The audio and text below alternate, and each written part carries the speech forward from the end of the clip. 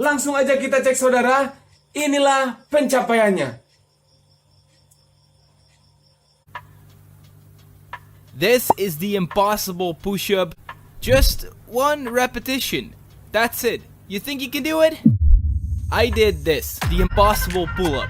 1 minute up and 1 minute down. I worked in it for days and days, and finally, I got it. I did it. Now, there's also the impossible push-up.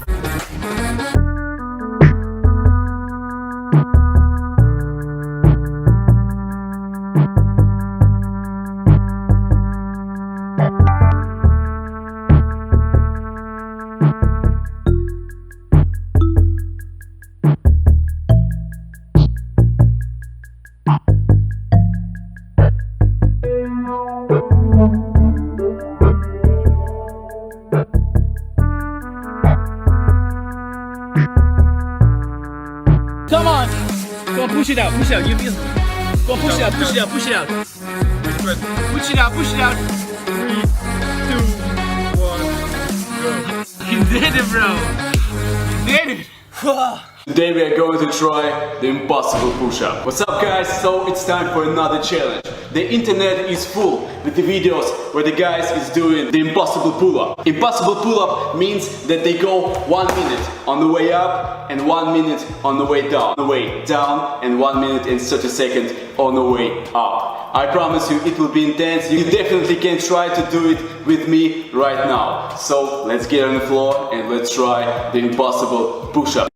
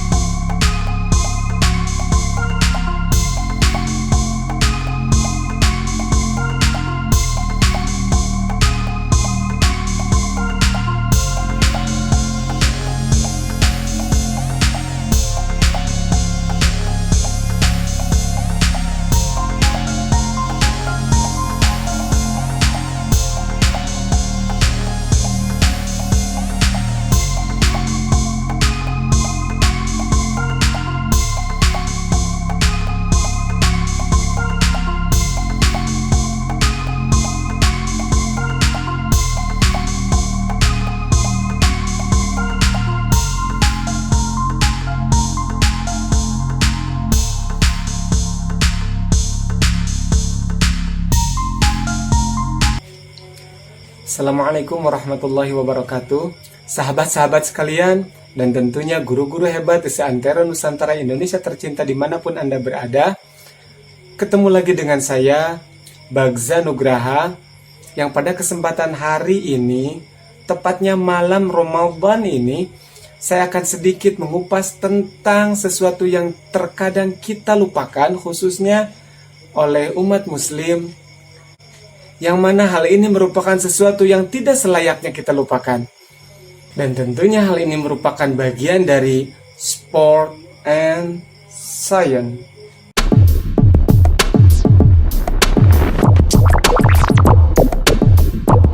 Sahabat-sahabat sekalian, yang akan saya kupas dalam kesempatan konten kali ini adalah tentang karbohidrat loading. Yang mana hal ini merupakan suatu teori yang sudah mulai ditinggalkan. Bahkan oleh praktisi olahraga sekalipun, mereka terkadang tidak menerapkan ilmu tentang hal ini. Namun sebelum kita mengupas lebih dalam, dan tentunya dalam waktu yang sesingkat-singkatnya, insya Allah akan saya jelaskan sedetailnya menurut kemampuan keilmuan saya pribadi. Dan nanti saya akan sangat bahagia apabila mendapatkan masukan dari teman-teman, sahabat-sahabat sekalian, guru-guru hebat untuk menambah khasanah keilmuan tentang ilmu keolahragaan. Peak performance atau kondisi puncak seorang atlet itu memang menjadi seni bagi para pelatih maupun atlet itu sendiri dalam mempersiapkan kondisinya agar ketika bertanding dia berada pada kondisi peak performance atau penampilan yang sangat prima ketika bertanding. Dan peak performance itu sendiri bisa dicapai salah satunya selain dari latihan adalah dengan penerapan karbohidrat loading. Namun sebelumnya kita tinggalkan dulu pembicaraan tentang peak performance. Izinkan saya untuk menyampaikan sesuatu yang di awal saya sampaikan banyak muslim yang melupakan ketika memasuki bulan Ramadan. Hal itu adalah peperangan yang dialami oleh umat muslim bersama Rasulullah dalam menyebarkan agama Islam. Dan Ramadan menjadi momentum di mana peperangan tersebut berlangsung dan pada akhirnya kaum muslimin mendapatkan kemenangan. Saya meyakini dan kita tentunya harus meyakini bahwa kemenangan tidak ada kaitannya dengan bulan Ramadan. Karena kemenangan tiada lain adalah sebuah pertolongan semata dari Allah Subhanahu wa Ta'ala dan tidak ada kaitannya dengan waktu tertentu. Besar kecilnya pasukan tidak memberikan pengaruh terhadap kemenangan yang diraih. Ada perang Badar pada tahun 2 Hijriah, ada perang Khandaq pada tahun 5 Hijriah, ada juga pembebasan kota Mekah atau Fathu Mekah yang terjadi pada tahun 8 Hijriah, dan juga pada perang Tabuk terjadi pada 9 Hijriah. Memang diawali mulai dari bulan Rajab dan kemenangan diraih oleh kaum muslimin pada tanggal 26 Ramadan. Dan semuanya itu terjadi pada bulan Ramadan. Dan kemenangan itu sedikit pun tidak ada kaitannya dengan seberapa besar pasukan yang dimiliki oleh umat muslim. Tidak ada kaitannya dengan waktu termasuk Ramadan.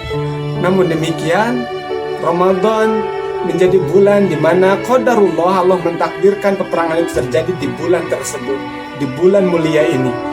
Maka ketahuilah sahabat-sahabat sekalian, dalam ilmu keolahragaan kita mengenal teori karbohidrat loading, di mana akan sedikit saya bahas, saya akan jelaskan. Karbohidrat loading itu sendiri itu memiliki perubahan dari masa ke masa. Untuk pertama kalinya ditemukan karbohidrat loading, teori tersebut kini kita kenal sebagai karbohidrat loading klasik. Dan karbohidrat loading yang sudah disesuaikan dengan masa kekinian yang mempertimbangkan kelebihan dan kekurangannya, dan itu disebut karbohidrat loading modifikasi.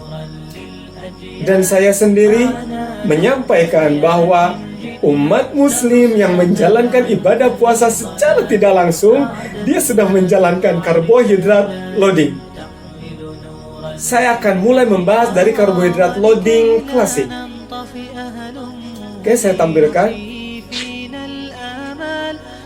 Baik. Di sini dijelaskan bahwa ada rentang waktu yang mana rentang tersebut adalah selama 7 hari. 7 hari ini merupakan waktu yang ditetapkan dalam teori tersebut. Kalaupun kita mau menambah itu tidak jadi masalah, dan kalaupun mengurangi itu tidak direkomendasikan. Nah, dalam tabel ini kita bisa melihat bahwa persiapan di H-7 sampai H-1 itu ada penjelasan tentang intensitas latihannya, durasi latihannya, dan bentuk dietnya. Sahabat sekalian tentu bisa membaca ataupun nanti bisa memfausnya, di mana saya akan sedikit menjelaskan tulisan ini karena memang ada beberapa singkatan. Jadi saya akan jelaskan sedikit pada hari ke-7 sebelum pertandingan, ya, dengan durasi 90 menit. Durasinya 90 menit seperti yang tertera dalam tabel. Dan bentuk diet yang diberikan kepada atlet adalah 0 karbohidrat, tanpa karbohidrat sama sekali. Jadi seorang atlet yang akan bertanding 7 hari lagi, di H-7-nya dia tidak mengkonsumsi karbohidrat sama sekali. Yang dia konsumsi hanyalah protein dan sedikit lemak. Tapi direkomendasikan adalah protein yang sangat tinggi. Bisa didapatkan dari daging, telur, ya kan? Itu yang termasuk ke dalam protein hewani. Protein nabati misalnya kacang-kacangan, olahannya, tahu, tempe, dan sebagainya, itu di H-7 sebelum pertandingan. Dan terlihat di tabel, untuk diet tanpa karbohidrat itu sampai H-5. Artinya secara berurutan 3 hari tidak ada asupan karbohidrat sama sekali, tapi dengan intensitas latihan tiap harinya sedang sampai tinggi, ya. Jadi tinggi rendahnya latihan itu dilihat dari denyut nadi tentunya. Nah, ini harus ada pembahasan lain ya. Dan tinggi rendahnya intensitas latihan itu dilihat dari denyut nadi tentunya. Dan boleh ditanyakan komentar apabila sahabat sekalian ada yang masih belum memahami tentang intensitas latihan tinggi, rendah, ataupun sedang. Berikutnya kita bisa melihat di dalam tabel di atas bahwa di H-4 itu dalam teori karbohidrat loading klasik itu istirahat full. Atlet tersebut tidak melakukan aktivitas sama sekali, tetapi pola dietnya sangat berubah. Dia mulai mengkonsumsi karbohidrat secara besar-besaran atau tinggi karbohidrat, ya. Dimana maksud ke semua teori ini berujung pada penimbunan, penyimpanan glikogen di dalam otot. Karena kita sudah mengetahui bahwa sumber energi yang utama adalah karbohidrat, ya, sehingga diharapkan setelah atlet tersebut menjalankan karbohidrat loading, ketika dia bertanding, dia memiliki cadangan energi yang sangat mumpuni, sangat banyak. Dan ini diterapkan untuk mempersiapkan pertandingan-pertandingan yang sifatnya membutuhkan endurance atau daya tahan. Dan di akhir saya akan membuktikan betapa ketika kita menjalankan ibadah puasa, secara tidak langsung kita sudah menjalankan karbohidrat loading yang semisal. Dan manfaatnya mungkin ya saya rasa itu jauh lebih hebat, insya Allah. Dan seperti apa penerapan dalam bulan puasa, itu nanti akan saya jelaskan pada tabel yang ketiga, insya Allah. Jadi kurang lebih seperti itu sahabat sekalian, untuk penjelasan secara singkat tentang karbohidrat loading versi klasik. Saya lanjutkan.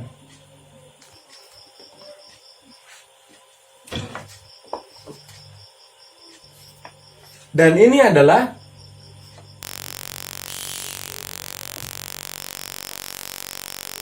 karbohidrat loading versi modifikasi. Setelah tabel ini muncul, tentu sahabat sekalian sudah otomatis bisa membaca dan menerjemahkan, mengartikan, sehingga bisa memahami dengan sendirinya. Saya meyakini itu. Dan hanya ada sedikit perbedaan bahwa pada modifikasi ini tidak terjadi diet nol karbohidrat, karena karbohidrat di H-7 tetap diberikan. Dan kalau ada pertanyaan, yang manakah yang lebih efektif?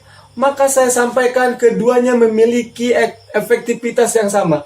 Keduanya bisa memberikan cadangan energi yang luar biasa ketika dibutuhkan dalam sebuah pertandingan. Ya. Apabila ada pertanyaan, apakah kelebihan dan kekurangannya, maka saya bisa menyampaikan bahwa untuk yang modifikasi ini sangat soft. Artinya cenderung lebih aman dan lebih comfort, lebih nyaman bagi atlet. Karena memang bentuk latihannya ketika karbohidrat sedikitnya ini tidak tinggi dan cenderung moderat, cenderung sedang. Ya. seperti yang ada pada tabel. Oke sahabat sekalian, kedua hal di atas ini memiliki aktivitas yang sama, efektivitas yang sama. Ya, saya lanjutkan dengan yang model puasa. Aduh, saya semakin terdesak nih sahabat.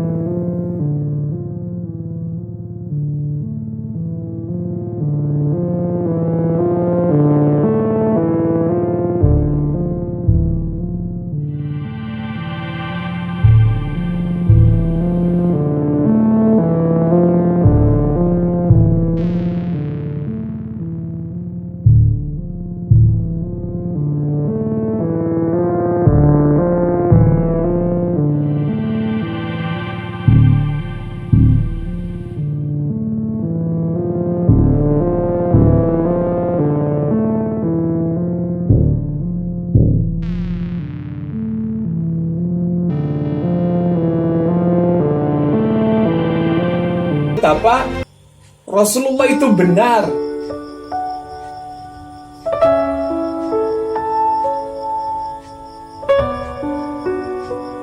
dengan sabdanya bahwa puasamu adalah sehat untukmu, sumu tasihu.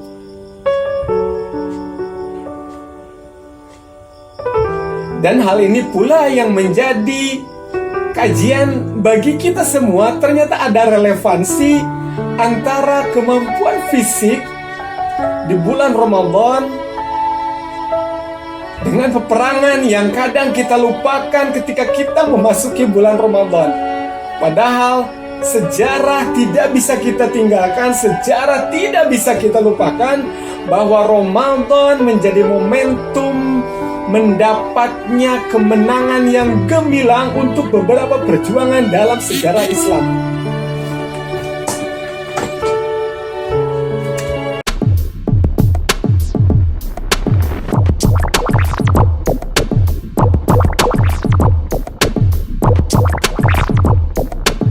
Channel is subscribe. 17, that 83% is not. Subscribe. Mulai.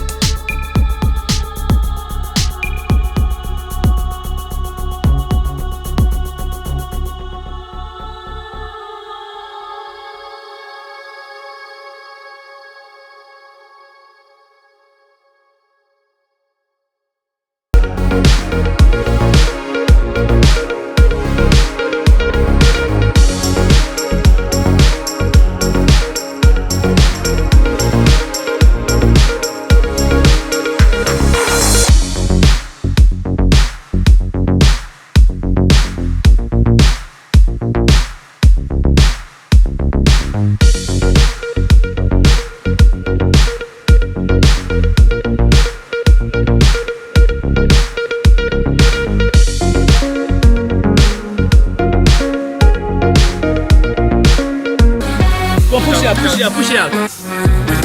Push it out, push it out. 3, 2, 1, go. You did it, bro.